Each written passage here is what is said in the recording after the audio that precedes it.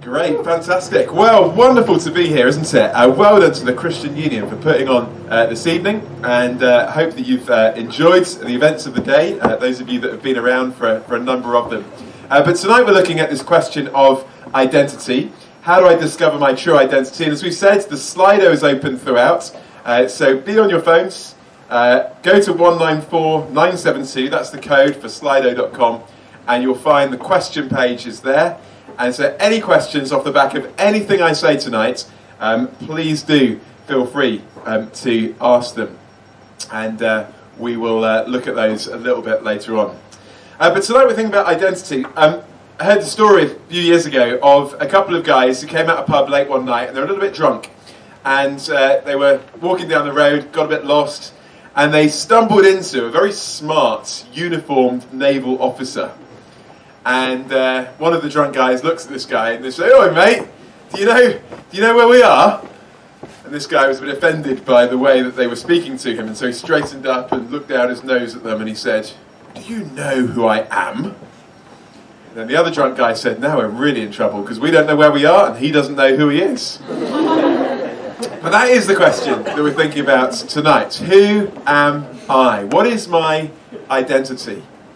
And that's an important question to ask at any point, but it's a particularly important question to ask maybe at this point in your lives.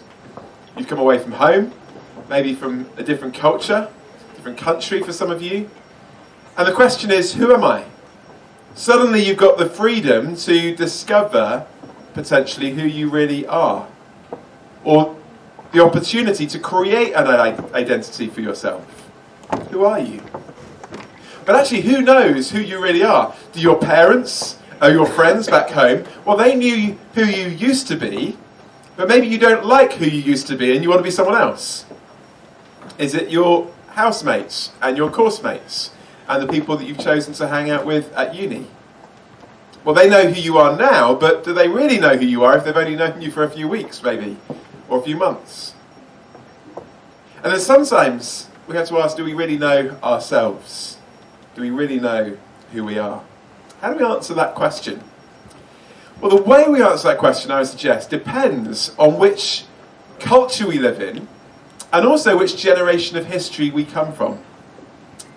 Because some previous generations of our own culture, and still today many cultures around the world, would answer the question of our identity by saying, to discover your identity, you look out. You look out and you find out what other people tell you you are. Your society, your family, and so on. You look out to find your identity. And if you want evidence of that, just think about the surnames that people often have in British culture. You might wonder why people are called things like Cook, or Baker, or Smith. And that's because your name described your job. That was your profession. If you were a cook, you cooked. If you were a baker, you baked, and so on.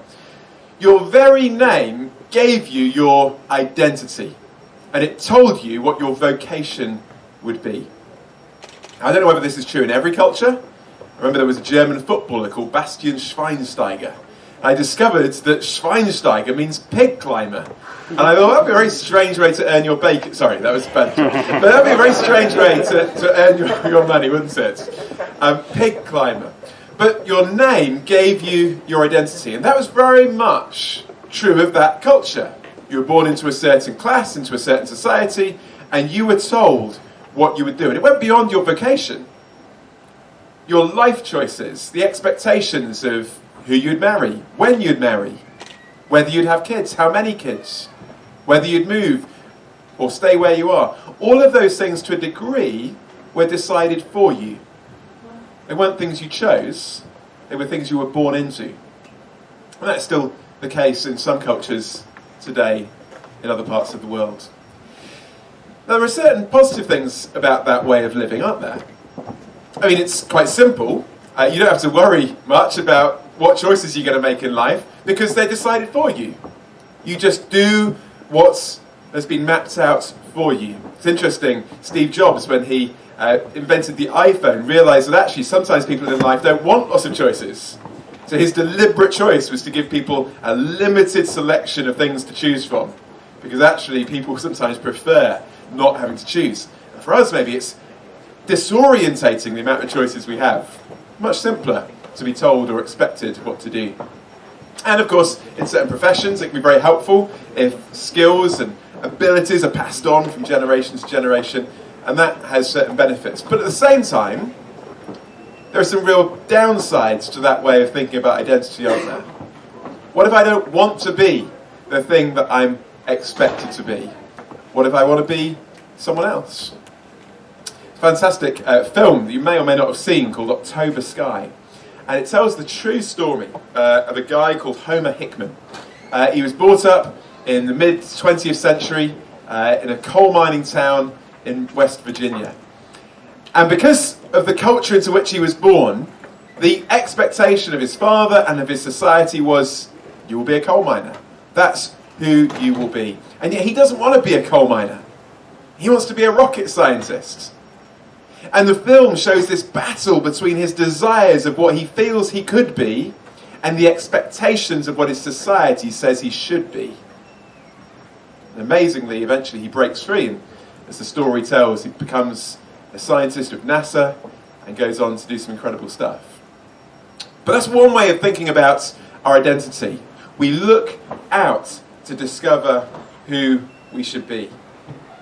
But there's another way of discovering our identity, and that is the way that is predominant actually in the Western world today. And that is not to look out. In fact, it's the complete opposite. It's to look in. If you want to discover your identity and work out who you are, don't ask anyone else, just ask yourself. No one else can tell you who you're going to be. Nothing else can determine who you're going to be. You can be whoever you want to be. Your call, your choice. It's up to you. You're free. Don't look out, look in. And again, that is tremendously liberating, isn't it? Think of another film, Billy Elliot. Billy grows up also in a coal mining town in the north of England. And his dad wants him to be a boxer. But he wants to be a ballet dancer. And culture says you can't be that. But he breaks free and becomes what he wants to be.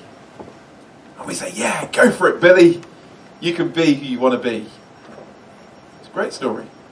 Or a story close to me, a story of my wife. My wife's an airline pilot.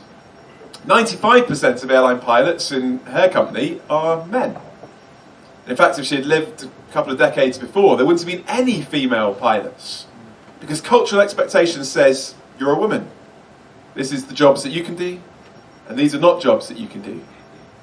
Isn't it great? We live in a society where people can say, no, actually I don't have to be confined by the expectations and stereotypes of my gender. I can break free. I can do something different. So there's something tremendously positive, isn't there, about being able to say, look in, be who you want to be. But I also just want to ask some questions about that way of thinking as well. Firstly, can I really be anything I want to be? We're often told, you can be anything you want to be, but can I? When I was a kid, I discovered quite early on that I was flat-footed. Still am to an extent. And that meant that I was quite slow at running. I also ran with my legs kind of flailing outwards like that. And so I was a right sight, and people used to take the mick out of me. And my wife still takes the mick out of me if I try to run.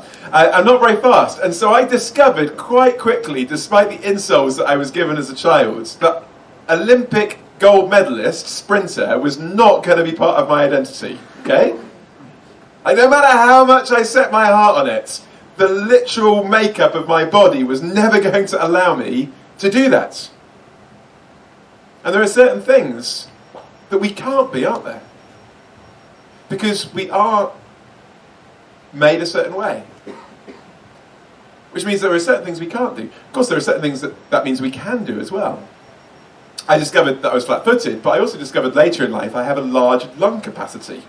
If you need to blow up any balloons, you can come to me. But also I discovered that gave me the ability to do endurance sports. So actually, although I'm no good at running, I love cycling. I'll cycle all day. I've cycled 200 miles in a day. I've cycled 2,000 miles in a few weeks. I love cycling. That's a big part of my identity. So rather than asking the question, who do I want to be? Maybe sometimes we need to ask the question, who am I already? And what will that mean for the person I am to become? The opportunities are not infinite in that regard. Another question we might have about this idea of looking in to find our identity is this. Is it wise to ignore what anyone else says? In the past we would listen to society, to our family, to the expectations of others, but now we're told, don't listen to anyone else, just listen to yourself. Be who you want to be. But is it wise not to listen to anyone? I'll give you a scenario. Imagine I think I am going to be a great comedian, okay? And so I decide, I'm going to be a comedian. I'm going to be the next Michael McIntyre. I even got the right name, okay? And I start telling jokes. And nobody laughs. And I keep telling jokes, and everybody groans. Now, at what point do I have to say to myself, maybe I'm not actually a comedian? Or do I just say, well, doesn't matter. They don't really know me. I am a comedian, no matter what other people say. Well, I can say that, but sooner or later I'm going to be telling jokes to myself. Because part of the way we discover who we are is not just listening to our own voice, but also listening to the voices of others. And through that we discover the things that we are good at, maybe things that we're not good at. That we discover things that are good for us, and maybe we also discover things that are not good for us. And last question on this for now, and that is this. We might like to think in Western society today that we are free from society's expectations. But are we? Or have we simply replaced one set of cultural expectations for another? And we're just following along and fitting in. I'll give you an example. If you'd lived a generation or so ago and you were a woman, it would have been very culturally expected that you would give up work to have children and you would never return to work. Nowadays, that's not the case.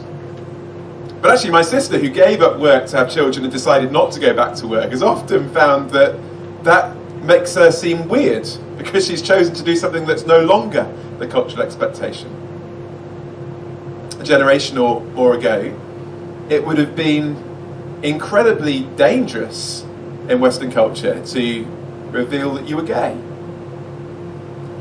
Thankfully, that's not the case today.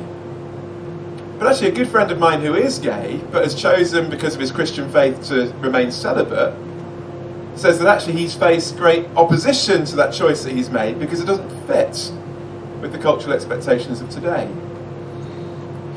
What I'm saying is that actually every culture has expectations and ways of doing things. And we might think, well, we're free, but are we really free?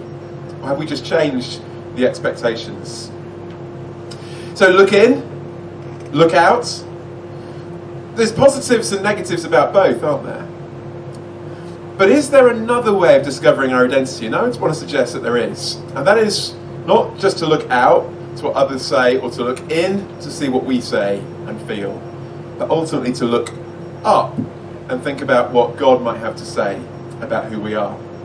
So I want us just for a few minutes before we finish to look at an encounter in the life of Jesus with a man who had built his life potentially on the wrong identity and the wrong foundation, and see how Jesus interacts with that. And these are not in the mark books that are on your table, but they are written out on a piece of paper that's on your table. So do grab them and pass them round so you can follow along with me.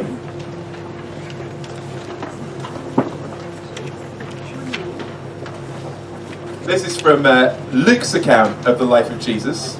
Just by the way, because we're looking at segments of these accounts over the course of this week, you may have questions about why we're even doing this. Isn't this just make-believe fairy stories that have been invented and changed over 2,000 years? And what we want to say actually is that there are some really seriously good reasons for taking these accounts of the life of Jesus as genuine first century eyewitness testimony. And if you've got questions about that, then do stick them in the Slido and we can deal with them at the end. But we want to encourage you to say, look into this stuff, because this is stuff that's real history and it's worth checking out.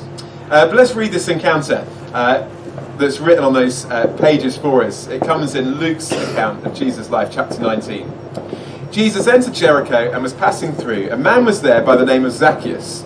He was a chief tax collector, and he was wealthy. He wanted to see who Jesus was, but because he was short, he could not see over the crowd. So he ran ahead and climbed the sycamore fig tree to see him, since Jesus was coming that way. When Jesus reached the spot, he looked up and said to him, "Zacchaeus, come down immediately. I must stay at your house today." So he came down at once and welcomed him gladly. All the people saw this, and they began to mutter, "He's gone to be the guest of a sinner." But Zacchaeus stood up and said to the Lord, "Look, Lord, here and now I give half my possessions to the poor, and if I've cheated anybody out of anything, I will pay back 4 times the amount." Jesus said to him, "Today salvation has come to this house, because this man too is a son of Abraham. For the Son of Man came to seek and to save the lost." So it's a story about this guy, this short guy, called Zacchaeus. And I just wanted to notice 3 things that Jesus does in terms of Zacchaeus' identity. Firstly, he affirms his identity. Secondly, he challenges his identity. And thirdly, he transforms it. Very briefly. Firstly, he affirms it. You notice what the guys who look at Zacchaeus call him, the religious people around him. They call him a sinner in verse 7, if you look down there. Because they despise Zacchaeus. You might wonder, well, why did Zacchaeus have to climb a tree to see Jesus? Well, he was short. But there is another way for short people to see things going on. They just go to the front, don't they? But Zacchaeus couldn't get to the front, and I think there was a reason why he couldn't get to the front, and that is because the people in the crowd didn't like him. And there was a good reason for not liking Zacchaeus. He's a tax collector. Now, sometimes people think the 21st century equivalent of a tax collector is a traffic warden. And I think, I see what you're saying, but that's not quite getting to the heart of it. They weren't just mildly disliked. They were hated. The 21st century equivalent of a tax collector would be a loan shark. Someone who's got rich off the misery and exploitation of the poor. And here is a guy who sided with the oppressing Romans to cheat his fellow citizens so he can get wealthy. And people hate him for it. And they say he's a sinner. And in a sense, they were right. Like, Zacchaeus had made some seriously bad choices in life. And to an extent, people's dislike of him was warranted. Sometimes in life, people's dislike of us isn't warranted. But sometimes it is. That's even harder, isn't it? Because we know actually people have good reason maybe for being upset about some of the things that we've done or the choices that we've made. So they call him a sinner. But Jesus does something really remarkable. The crowd, they don't want anything to do with Zacchaeus. They want to squeeze him out of the back. He has to climb a tree so he can see what's going on. Yet Jesus looks up at the tree, sees Zacchaeus and says, "I'm coming to your house for supper." Now, in British culture, that is very rude, isn't it? If you say to someone, "I'm coming to your house for tea," like, that's not done.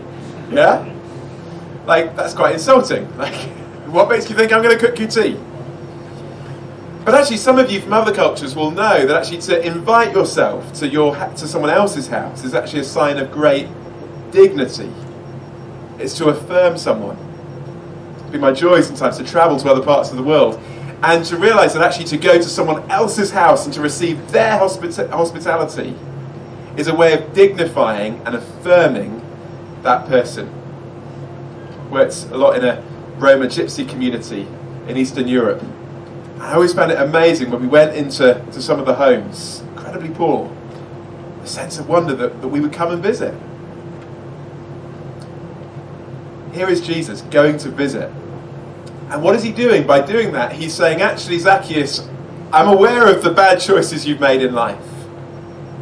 But I also see that you're still valuable. The crowd may have rejected you, but I am not. Because you're still precious. Because the heart of the Christian understanding is that no matter what decisions we've made in life and how much we may have messed things up, each one of us has inherent value.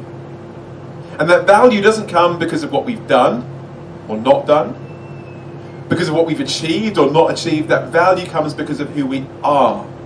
Someone said we're human beings, not human doings. Our value comes from who we are, and the Bible says we are created to reflect something of the image of God. So all of us have value and dignity. And here is Zacchaeus. And Jesus says, you're valuable, and I treat you with dignity. And actually the Christian faith says tonight, whoever you are valuable. And the God of the universe treats you with dignity. So that's the first thing, he affirms him. He affirms his inherent value. The second thing, though, is that Jesus challenges him and his identity. It's interesting, the crowd, they talked about this guy as a sinner, there in verse 7. But what does Jesus describe Zacchaeus as? Look down at verse 10, the last verse. He describes Zacchaeus as lost. Now, in a sense, the description of the crowd is true. Zacchaeus is a sinner, according to the Bible's definition of the word. We all are. We've all fallen short of God's perfect standard. But Jesus doesn't just come to speak of judgment like the crowd do. He's a sinner. He also speaks of compassion. He's lost. You see, on the surface, Zacchaeus is a traitor. He's a cheat. He's not a very nice guy. But actually, those things are merely the symptoms of a deeper problem in Zacchaeus' life. See, why did Zacchaeus become so hated? Do you think Zacchaeus woke up in the morning and thought, I know what I want to do. I want to become the most hated person in my society. Do you think he did that? No, no one does that. But what he had done, it seems, is he had built his life on a dodgy foundation. And the foundation he had built it on, the identity that he had sought to build it on, was wealth. He was wealthy. And he felt, if I can find that identity, wealth, security, that'll be a foundation for my life. And of course, to achieve that identity, to gain that foundation, what does he do? Well, he ends up selling out in so many ways to get it. The poor choices that Zacchaeus makes in life happen because actually he's chosen to build his life on the wrong identity. And actually that is a problem, because all of us ultimately have to build our life on the foundation of something. David Foster Wallace was an American author, and I was really struck by something he once said in a commencement speech at a university in the US. If we can have the slide up. Thanks, guys. He said this: you get to decide what to worship. Because here's something else that's true.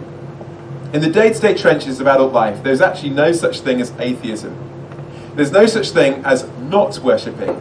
Everyone worships. The only choice we get is what to worship. When he talks about worshipping there, he's not just talking about religious worship. He's talking about the thing that we base our life on, the centre of our identity. And he goes on and he says this: an outstanding reason for choosing some sort of God is that pretty much anything else you worship will eat you alive. If you worship money and things, you'll never have enough. Worship your own body and beauty and sexual allure, and you'll always feel ugly, and when time and age start showing, you'll die a million deaths before they finally plant you. Worship power, and you'll feel weak and afraid, and you'll need ever more power over others to keep fear at bay, the fear at bay. Worship your intellect, being seen as being smart, and you'll end up feeling stupid, a fraud, always on the verge of being found out. The tragedy is that not long after saying that, David Foster Wallace took his own life. I don't know what he built his life on. But here's the thing: if we build our life on the foundation of wealth, or success, or achievements, or popularity, that's where identity is based. It's a very shaky identity. And sometimes we'll do stupid things to try and get it and keep it. Or another lighter analogy, Cool Runnings. Anyone seen Cool Runnings? If you've not seen Cool Runnings, you've got to see it. It's my pretty much my favourite film of all time. And I can happily watch it at least once a year. Cool Runnings tells the very funny story of the Jamaican bobsleigh team. That's right, the Jamaican bobsleigh team. And they go eventually to the Winter Olympics in Calgary, and I think it was 1986. And they're coached by a guy called Irv, who's played by the late John Candy. And the captain of their bobsleigh team is a guy called Zacchaeus. And eventually they end up in Calgary, and it's the night before the big bobsleigh. What do you call it? Slide, descent thing. And they're about to have the competition. But they've just discovered, or at least Zacchaeus has just discovered, that their coach, Irv, had actually been thrown out of the Olympics a number of years before for cheating, putting weights in the bobsleigh to make it go faster. And he's shocked by this. Why would he cheat? I mean, he'd already won 5 gold medals. And so the night before the competition, Zacchaeus talks to Irv in the hotel room and he says, "Boss, why did you cheat? You had 5 gold medals, you had it all." And Irv says, "I had made winning my all. And when you make winning your all, you've got to win." It's a fascinating thought, isn't it? You base your life on the foundation of winning. It's great, but at some point you'll do anything to keep winning. Even if it meant cheating. Even if it meant being found out. Even if it meant being rejected by the people that once respected him. But Zacchaeus is not convinced. He says, "But come on, you had it all." And Irv continues, he says, "A gold medal is a wonderful thing, but if you're not enough without it, you'll never be enough with it." I think that highlights the problem. What do we build our identities on? The problem for Zacchaeus is he had chosen to build his identity on something such that he was willing to do anything to get it, everything to keep it. But tragically, it screwed up his life in the process. And Jesus challenges that identity. He says, "Zacchaeus, you're lost. You built your life on the wrong thing." So he affirms, he challenges, and then lastly, he transforms his identity. They go off, they have dinner, or lunch, or whatever they had at Zacchaeus' house. And then Zacchaeus comes out, and he announces to the crowd, who are so amazed by this. Look again at verse 8. "Look, Lord, here and now I give half my possessions to the poor. I've cheated anybody out of anything. I'll pay them back 4 times. There's a remarkable turnaround in this man's life, in the way that he's living. But why? Well, because now he's got a new identity. Look at verse 9. Jesus said, "Today salvation has come to this house, because this man too is a son of Abraham." Now to us, that phrase, son of Abraham, may not mean very much. But actually to Zacchaeus, it would have meant a lot. Because Zacchaeus had felt rejected by his own people, the Jews, for the way that he had lived, for the decisions that he had made. He felt, I'm no longer a son of Abraham. I'm no longer part of God's people. But Jesus says, actually, I've come so that you can be included in God's people. That term, son of Abraham, was a term of acceptance, of dignity. Jesus says, I've come so that people like you, who feel rejected, who've made the wrong choices, can be included. So you can have a new identity. And that's actually what Jesus wants to offer to each one of us too. The identity of saying or being God's son. Knowing that the God of the universe loves us, accepts us, includes us. And ultimately that is incredible. It's incredible because of what it costs. It cost ultimately Jesus to lose his acceptance with God the Father so that we could get it. The story of Jesus' life goes on that ultimately he is strung up on a Roman cross. He's crucified, and in agony he faces rejection so that we can be accepted. He's abandoned so that we can be welcomed. So that we can know God's acceptance, and so that we can build our life on that foundation. Now what does that look like, you might say, as we finish? To build your life, to build your identity on the foundation of the acceptance of God. It doesn't mean that other things in your life have no importance. As I said at the beginning, there's lots of things that make up my identity. My age, my marital status, my profession, my interests, my hobbies. They're all part of who I am. And they don't become unimportant the moment I become a follower of Jesus. But actually they become less important compared to the most important thing. And that is to say that the foundation, the centre of my identity, is now based on the fact that I'm accepted by the God of the universe and loved by him. And I want to say that is wonderful. Why? Firstly, because it gives you great stability. See, if you build your life on the foundation of anything else, you may or may not get it. But even if you get it, you'll be crippled with fear of losing it. Because the reality in life is that the longer we live, so many of our aspects of our lives that give us our identity are stripped away from us. We may lose our jobs through redundancy or ultimately retirement. We may lose the relationships that we enjoy through breakdown or death. All these things that are so precious to us won't last, will they? So my wife's an airline pilot, and like many of her colleagues, for most of lockdown, she wasn't flying. And there was a great uncertainty for many of them whether they would lose their jobs. That was a really hard time for her. For a number of her colleagues, it wasn't just a hard time, it was a debilitating time. Because their profession was their identity. And the possibility of losing that identity felt shattering. It wasn't easy being a Christian and going through that for my wife, but it was easier. Because the foundation hadn't been taken away, and that was never in threat. So it gives you stability, but the last thing I'd say is this: it also gives you great freedom.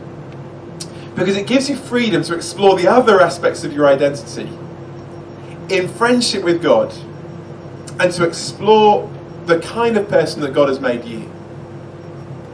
Because you are unique.